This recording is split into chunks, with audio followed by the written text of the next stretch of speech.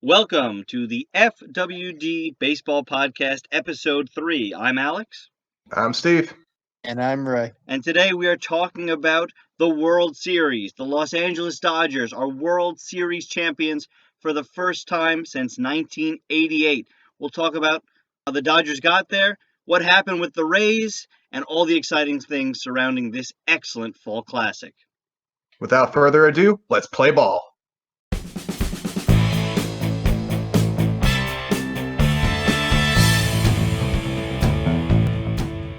Well, the city of Los Angeles is partying like it's 1988. They are World Series champions.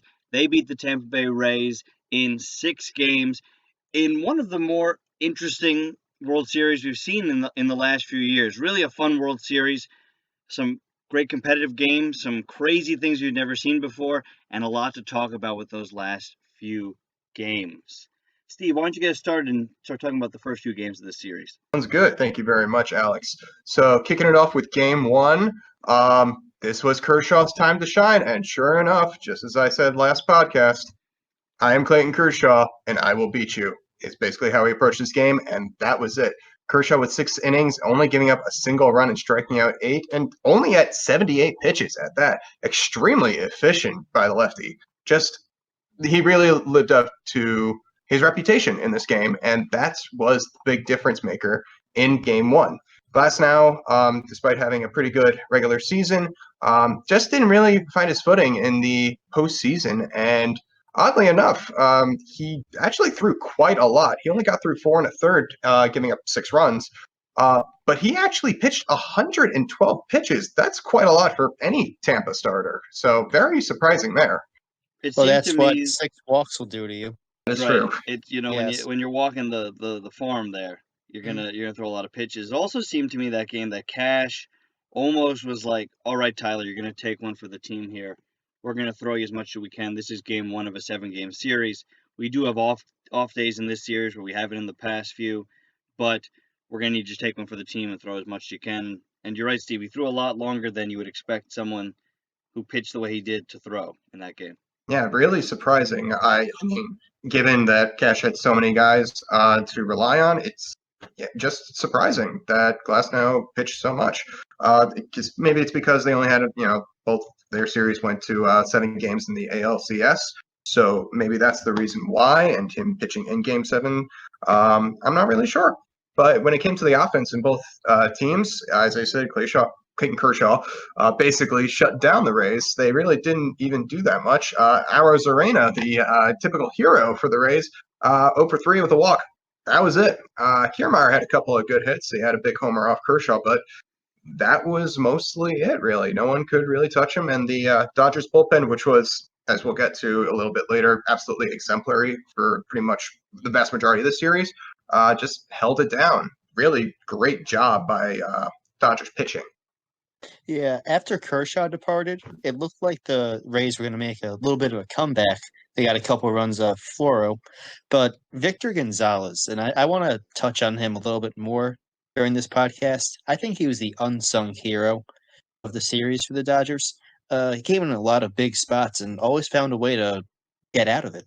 Yes, he did, Ray. He went pitched in 4 games of the series. That's more than everyone else in the Dodgers bullpen. Went only 3 2/3 innings, not a ton, but he only gave up a single run through the entire time. Very reliable guy. If you like to go by win probability added for relievers, as I like to do, he had .26. Very, very good for a reliever. Very great job by Gonzalez. And so the Dodgers, they got on the right track. They had their ace on the mound, and he pitched like an ace, and they took that 1-0 series lead.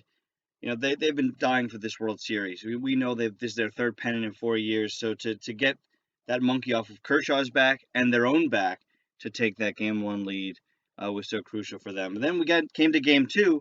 You have Blake Snell on the mound against Tony Gonsolin as an opener in this game, and sort of the Dodgers taking a page out of the Rays book, of course, with the opener.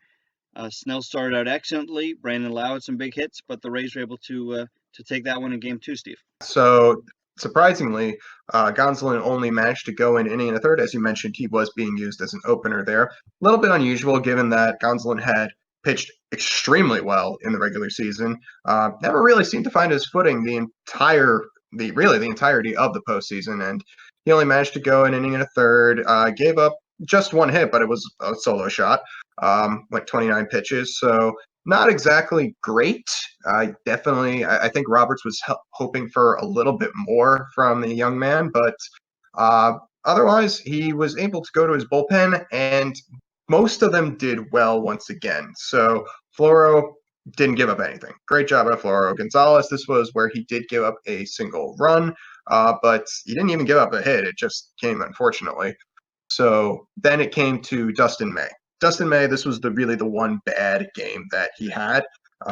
He gave up 3 runs in an inning and a third, so he just didn't have his stuff. There was really no life in his fastball. For a guy that could throw 100, I think he was just hoping to blow by the hitters, but they were catching up to him, and it just unfortunately didn't really work out. This was a very competitive game, mind you, but May just could not hold it down. You look at the Rays side, Blake Snell for the first 4 innings had some of the best stuff he's had all postseason. He held the Dodgers scoreless up until the 5th, and then things started to really collapse on him. Now he hasn't really pitched much past the 6th inning all year, so maybe some fatigue was starting to set in. But he kept the Rays in the game, and the bullpen was able to take them there. Rays won Rays baseball, and Snell, really strong start, like you mentioned, Ray, and then started to slip as his length and he got stretched out. Didn't go far into games at all during the regular season, and his length is something I'm sure we'll touch on again as we move maybe through I'm this not series. 100% Might sure. be something that comes up later in the series. Something of note is that Game 2, Ji-Man Choi recorded a hit, and he became the first Korean-born player in the history of baseball to record a hit in the World Series. So there's our boy G-Man doing the splits, getting the hits, and the Rays took Game 2. They moved to Game 3, where one of the men that we talked about who would be a big impact on this series, Walker Buehler, he had his loose pants on, and he had an excellent game for the Dodgers in Game 3. Yeah, Loose Pants Buehler was there, and he took the game by storm. I think he probably saw what Kershaw did and said, I can do that. And sure enough, 6 innings, 1 run, 10 strikeouts in 93 pitches. Excellent job by Walker Buehler. He's really, he's always been an excellent player. He's had a couple bumps here and there, but he pitched the game of his life. And, he obviously should be very, very proud of that. On the other side, actually, which was very surprising to see on my end, Charlie Morton, who Kevin Cash is always seen as probably that guy that he can turn to, the grizzled veteran who can just shut down the offense of the other team, did not have a good start. He went 4 1/3, giving up 5. It was not one of Morton's better starts. That Dodgers offense came to life against Ground Chuck, scoring 5 runs against him early in that game. Dodgers only scored 1 more run for the rest of the game, but with Buehler's pitching and the bullpen coming in being so effective, the Rays didn't really have much of a chance in that game. Randy Arozarena hit his first World Series home run in that game. Won't be his last. He did homer off Kenley Jansen, who came into this Game 3 sort of to get some work, it seemed. Hadn't pitched in a few days, but maybe Ken Lee's confidence got shaken after giving up that home run for Randy Arozarena, because he's going to play a factor as we get into Game 4. And Game 4, that was a doozy, Ray, wasn't it? It was. Even before the final play of the game, it was a pretty crazy back and forth game. Dodgers taking the early lead, Rays fighting back. Brandon Lau with the big 3-run opposite field homer. Lau was very all or nothing in the series. Only 3 for 24, but all of his hits were home runs. Yeah, so the Dodgers then come back, take the lead heading into the 9th inning. They've already used most of their bullpen, but you expect a closer like Jansen to come in and just shut the door on Tampa. Obviously, that did not happen. Starts off pretty well for Jansen. He strikes out Tsutsugo, but then a single by Kiermaier, a walk to Arozarena, and then up comes Brett Phillips. Jansen gets into a 1-2 count. Phillips, and give him credit, he takes a pretty decent Jansen pitch, deposits it into center field, and Kiermaier's going to score this easily to tie it up. But then Chris Taylor, who's playing center field, probably because of Bellinger's injury, I don't know what he does. He may be trying to gun down Rosarena at third base, but he takes his eye off the ball and boots it around in center field. Rosarena sees this. He's thinking, hey, I'm going to try to score, but then he goes and falls down between third and home. Now, to further complicate things, you got Will Smith, the Dodgers catcher. He's expecting the throw to come at the same time as Rosarena. He has no idea that a Rosarena fell down, most likely, because it looks like he's trying to do a swipe tag. And because of that, he doesn't have control of it. It trickles away, and Rosarena basically has to double back trying to score again. Nobody's in the vicinity of the ball, and he ends up scoring one of the most wild runs in World Series history. It was really a crazy ending to the game, and all of this off Kenley Jansen, who we've come to know as this great closer. Had some struggles in the postseasons at times, but really is considered one of the great closers in the game. And of all people, Brett Phillips to come through. And I think I texted you guys when this happened. I made sounds that night when these errors were happening that I don't think I've ever made in my life. Taylor in center field for Bellinger because his back being sore, so forced to DH. Boots the ball like you said, Ray. And from there, Rosarena's hustle was just unbelievable, with Smith flubbing it, just all around craziness. And in fact, it was the first World Series game to end on an error since one of Ray's favorites, Game 6 of the 1986 World Series, Mr. Bill Buckner himself. And for Kenley Jansen, he was credited with a record fourth blown World Series save for his career. So really just a tremendous game. So exciting at the end, and a lot of history connected with it too. But Game 5 came about, and it seemed like the momentum was with the Rays, and the narrative went from the Dodgers are an out away from going up 3-1 and having their ace on the mound to being tied 2-2, and Kershaw having to battle his postseason demons once again, and I think he stepped up and did just that, Steve. Yes, he did. Clayton Kershaw once again just came right back. He didn't keep any of the baggage that he's had in the past and just threw another gem. Really, he didn't throw a lot of pitches last time, and this time, once again, was extremely efficient, throwing only 85 pitches in 5 2/3. He honestly probably could have gone a little deeper, but given that Dave Roberts had so many guys to use, even after the previous game, he was able to keep Kershaw at his most effective after he started to falter just a bit. But still, 5 2/3 innings, 2 earned runs. He got the win for the day. Just another great showing by one of the greatest pitchers of all time, in my opinion, really. Kershaw's he's something else. And I think this really allows him to shed that old moniker of him being a postseason choker. He showed up big time when it mattered the most. I'd also like to mention, Steve, that Kershaw did get an assist in the fourth inning. He was in a little bit of trouble, but Manuel Margot decided to take a big gamble and try to steal home. Yes, he did. And that was an incredible, very courageous move by Margot. And honestly, he dang well almost made it. It was really a bang play. Thankfully, Kershaw's discussed with his first baseman in the past. In this particular case, it was Muncy. That if anyone tries to steal on Kershaw, that they give a signal so he can make a very quick pitch to them. That allowed Barnes to tag out Margot, and really just a super close play. Kershaw really, he hasn't let anybody score, steal home against him, actually, as far as I know, in his career. Well, most time when Clayton Kershaw's on, nobody even gets to third base, honestly. But yeah, That's true.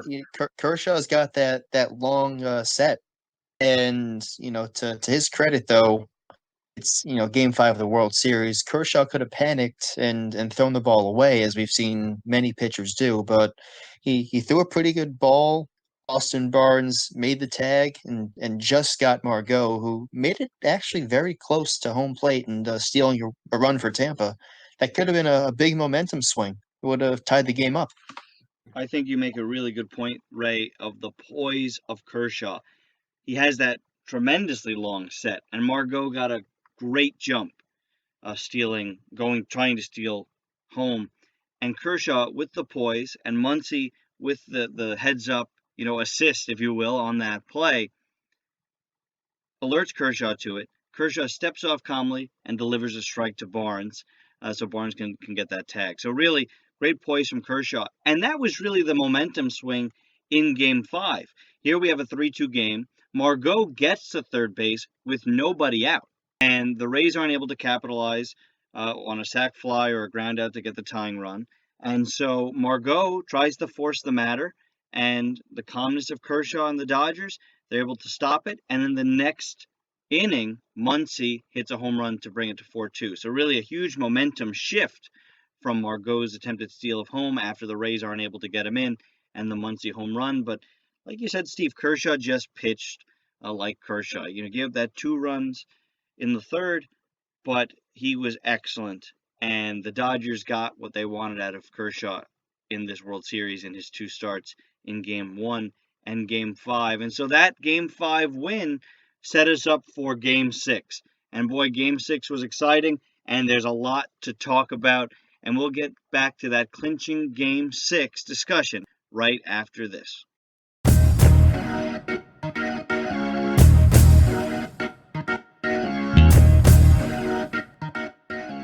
We are back, and we have to talk about Game 6. This was the clinching game of this World Series. So much being discussed about the decisions by the managers. Steve, tell us about Game 6. Game 6 was a thriller, and it had a lot of people on Twitter shouting, of which I was one. So Blake Snell had really the game of his life. He obviously has been a Cy Young winner. He's been super successful. He had a very good regular season again. He's obviously a fantastic pitcher. We all know that. And what is it? Last night, he was on fire. He seemed completely untouchable. I think he had 15 swinging strikes. He had 9 strikeouts in 5 1/3. And I think all the 9 strikeouts came in the first 4 innings. So he was basically untouchable. He had given up 1 hit through 4. He was fantastic. On the other side, for the Dodgers, you had Gonsolin once again, and I think he was expected to pitch a little bit more this time. Didn't quite happen. He only managed to get through an inning and 2/3 this time. Pitching with 48 pitches, gave up a run. Pretty quick hook by Dave Roberts, with obviously the intent that he thought he could still win the game, which thankfully for him, the Dodgers did. Snell, however, was the center of some controversy, as I'm sure many of our listeners are completely aware. He got 1 out in the 5th inning, and was on a fly ball, was it? Sorry, it was a pop fly from Pollock, so nothing too bad. Definitely still in control. And then gave up a single to Austin Barnes. Barnes not being the best of hitters. He's a defensive catcher first. He has a decent bat, but nothing great. It was a solid hit, nothing super hard.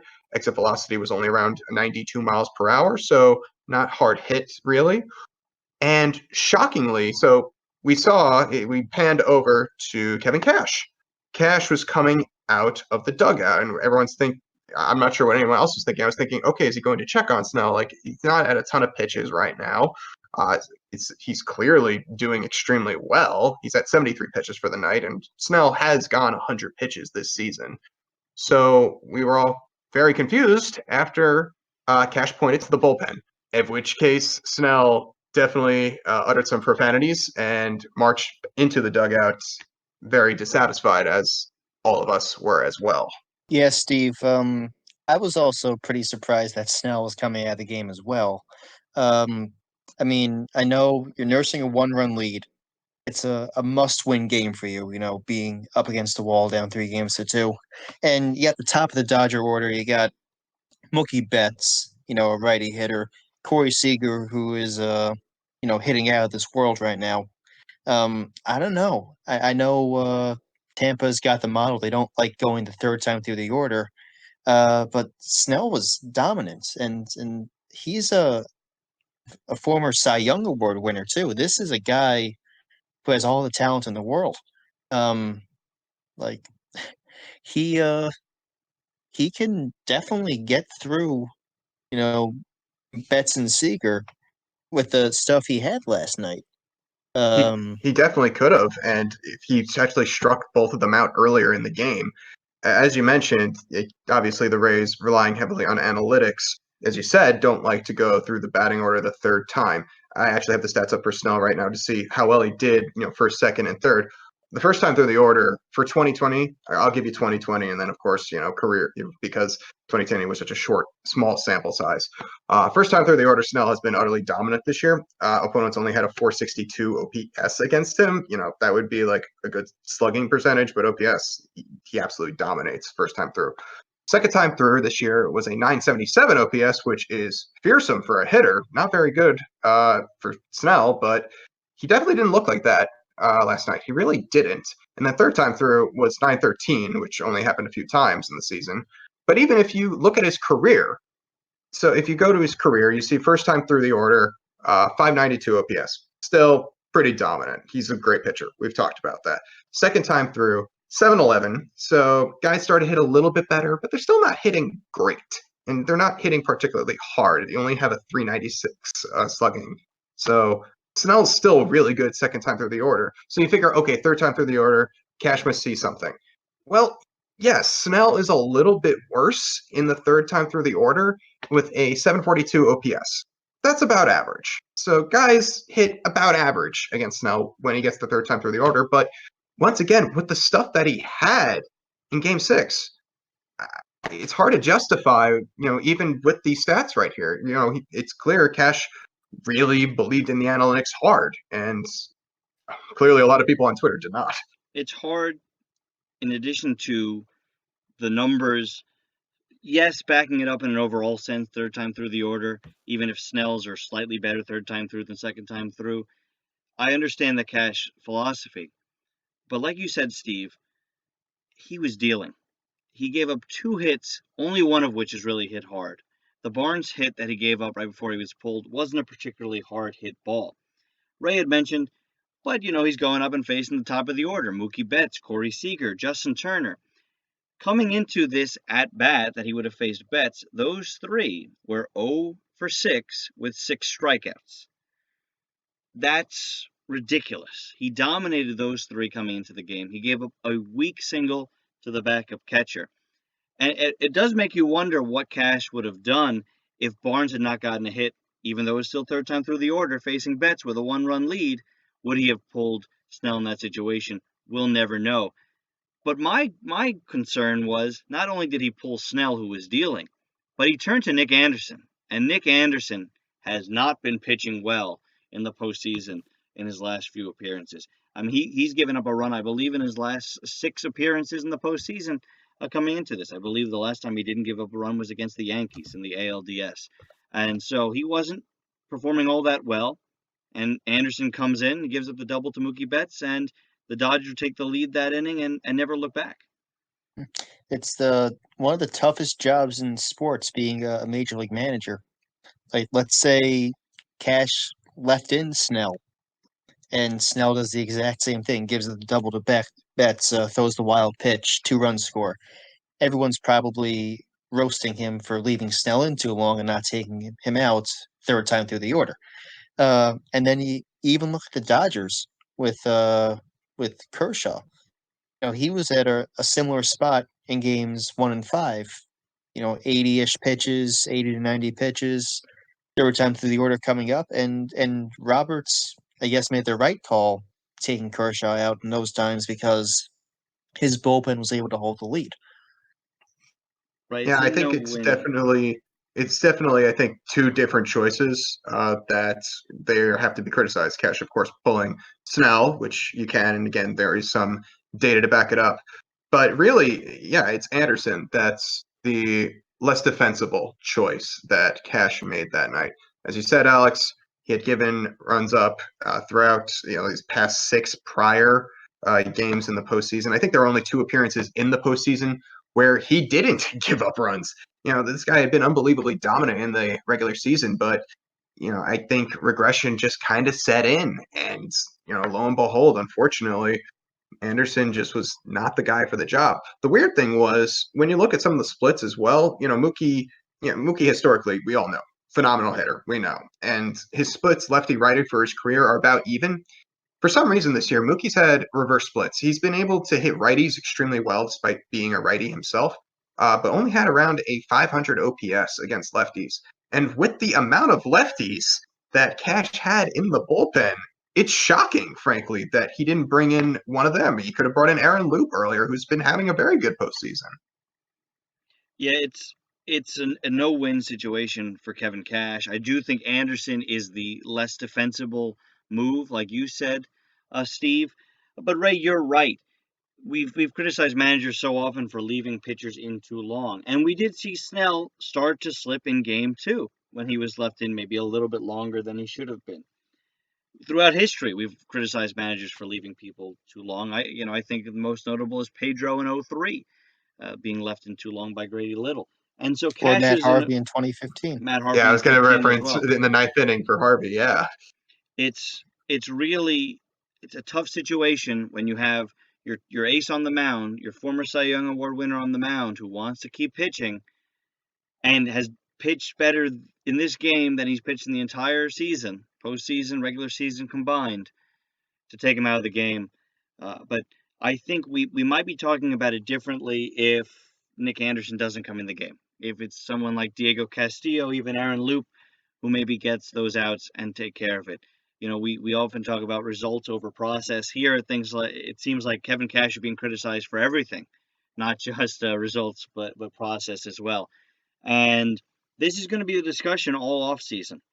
And unfortunately, a decision by Kevin Cash that was informed by the numbers has come across as this analytics versus guts sort of discussion. It was all over the place. I mean, A-Rod on the Fox post game and again on Twitter this morning really has harped on it, which I think is, again, a misleading narrative because the Dodgers are run by Andrew Friedman, who created the sort of Rays way of life in the analytical age. And Roberts follows the numbers very closely, I like to think. And the Dodgers bullpenned game 6 of the World Series. So I don't know if the narrative is exactly numbers versus guts, but it's certainly a decision that Kevin Cash will regret for himself. And we might be talking about throughout the entire offseason. Now, don't get me wrong here. Kevin Cash is an outstanding manager. He took the team with the 3rd lowest payroll in the league and won the American League pennant. This team has like really no bona fide stars. I mean, maybe Rosarena is a household name now after his performance this entire postseason.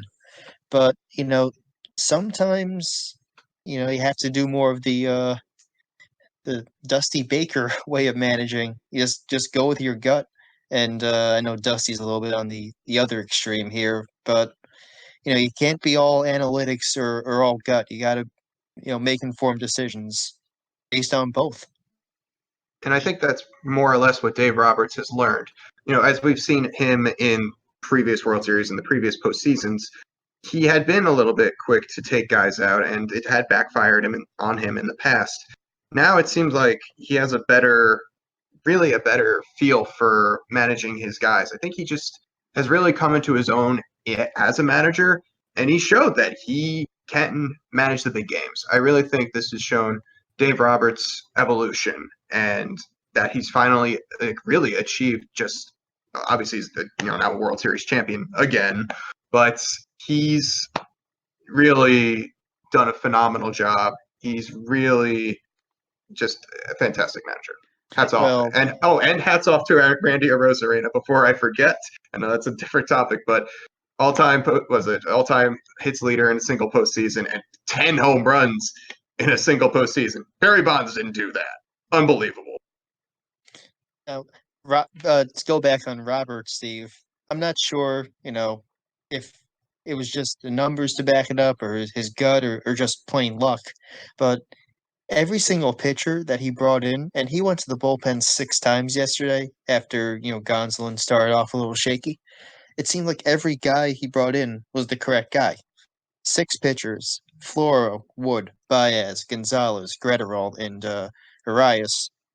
7 1/3 innings, 2 hits, no walks, and 12 strikeouts. That's dominance. That's like bringing in Mariano Rivera for a 22-out save. That's bullpenning at its finest. And I think Robert showed exactly what Steve pointed out, and that is that you need to use a little bit of a mix. Arias gave you some innings in that game. And there was a lot of talk. Do you take out Arias? Do you bring in Jansen? Do you bring in Trinan? Do you bring in Kershaw? And I think, Roberts pushed all the right buttons and followed their process. And I think it goes back to a quote that Gene Stick Michael said when he, was around and he was running things for the Yankees. And he took out a page of stats and said, these numbers are vital for decisions, but you always had to factor in what you're seeing. And I think Roberts had the perfect balance. He pushed all the right buttons in this game 6, and he bullpenned perfectly. And the Dodgers came away as World Series champions. And so hats off to Dave Roberts and the Dodgers. They held the Rays to 1 run, including Randy Arozarena, who was responsible for the 1 run. As Steve mentioned, he was a record-setting player. But that Rays lineup let them down in that game. Cash can make that decision 20 times over. It's hard to say that you're holding down the Dodgers if you're only scoring 1 run. And so, again, hats off to the Dodgers holding down the Rays in this game 6. Hats off to Dave Roberts for managing excellently and bullpenning to perfection. And that excellent managing won the Dodgers their first championship in 32 years. And we're going to talk about that. We're going to reflect on what does it mean for this group of Dodgers, what does it mean for the Dodgers franchise, and what does it mean for baseball in this craziest year of our lives that we've all been through in 2020. We'll be right back after this.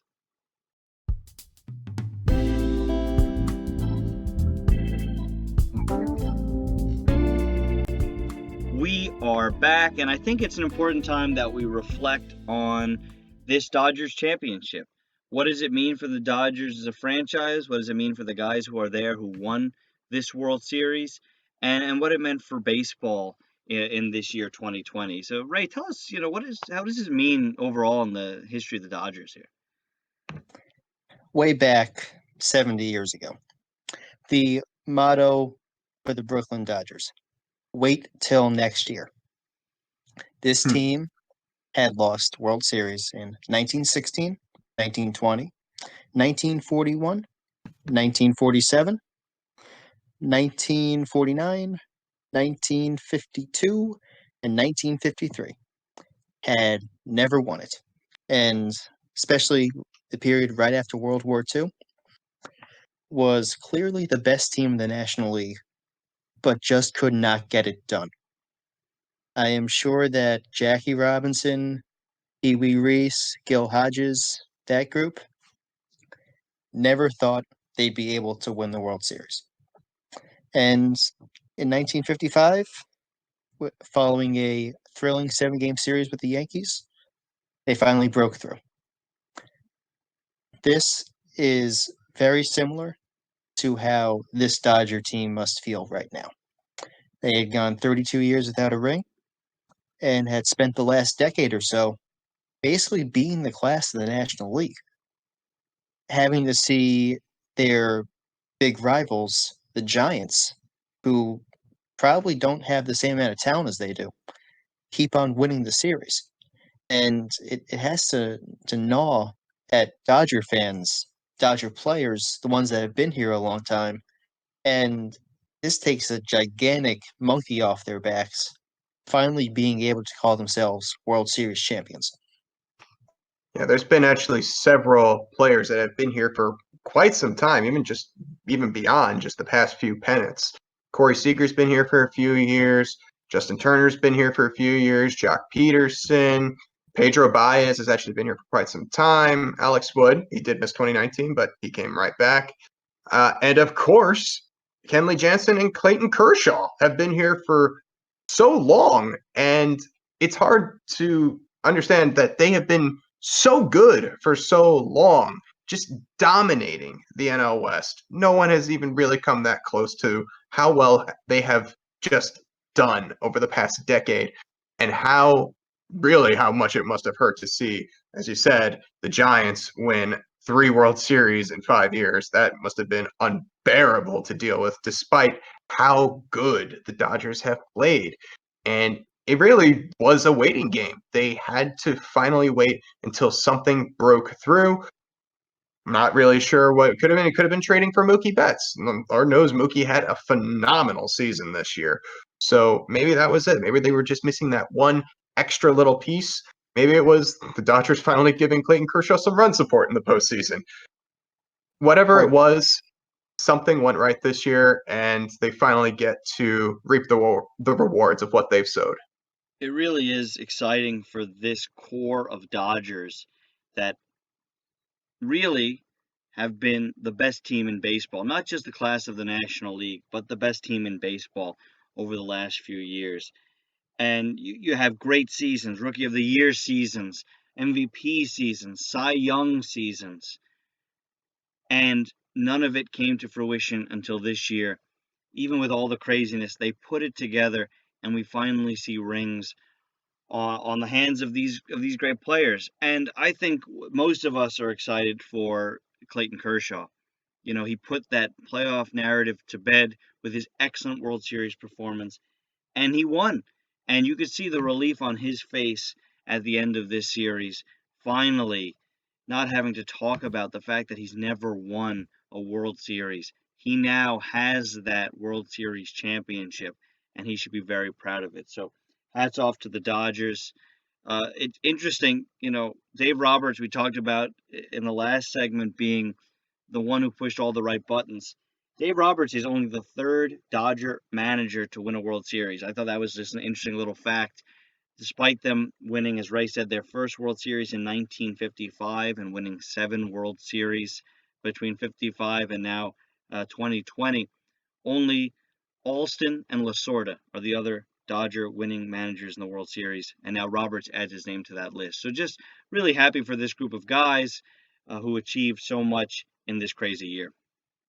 That's very good company for Roberts to keep, 2 fellow Hall of Fame managers.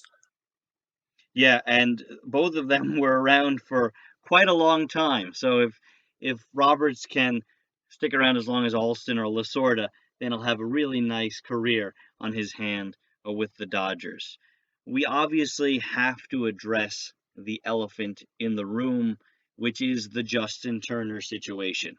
Everyone's very excited about Justin Turner, great veteran player who achieved so much when he went to LA, was part of this Dodgers team for their pennant and now for this World Series championship. He was, of course, pulled in the 7th inning of this game, and we found out after the game that is because he tested positive for COVID.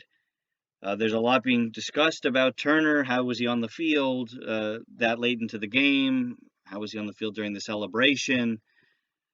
And it has to be mentioned, but we just don't have all the information yet to give a fair opinion to Major League Baseball, about the Dodgers, about Turner himself, to really be fair to all sides. So we wanted to bring it up, but really we want to celebrate what the Dodgers did accomplish, which is give us just a wonderful season, great baseball, even in this crazy and wild 2020 year.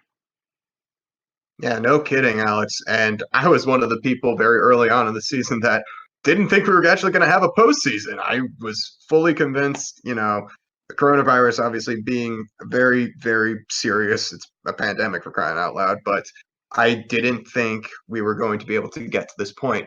Just the fact that we were able to get here, and that Major League Baseball, for more or less, I would say the second half, had their players mostly under control. Most teams didn't really have a lot. Once they got into a rhythm, there weren't a lot of speed bumps at a certain point. And the postseason, and we'll see what happens with the Justin Turner situation. But otherwise, the postseason has basically gone off without a hitch, which was so wonderful to have playoff baseball in a very difficult year. So thank you to Major League Baseball doing a great job with this, and really thank you to all the teams for obviously being great entertainment, and really just a great way to cap off the season. Credit to all the players who made this definitely memorable season.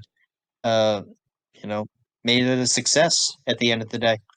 We did have two major outbreaks with the Marlins and the Cardinals, but players got into more of a rhythm. I think they figured out what they can and can't do.